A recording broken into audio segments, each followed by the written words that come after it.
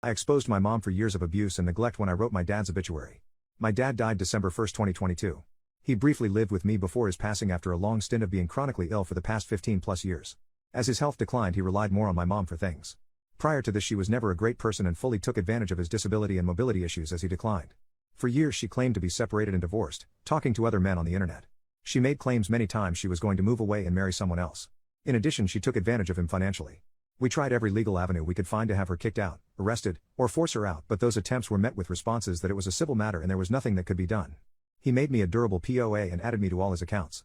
This is a small portion of her abuse, but I promise her actions were no less than neglectful and exploitative.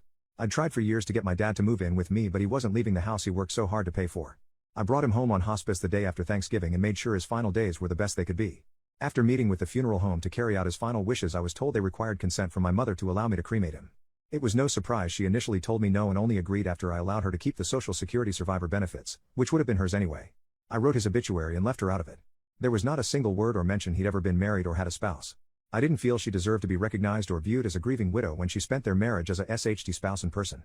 She lost her mind and there were many questions from friends and family alike. I've spent years in therapy working through maternal narcissistic abuse and believe if she didn't want me to talk about it, she shouldn't have done it.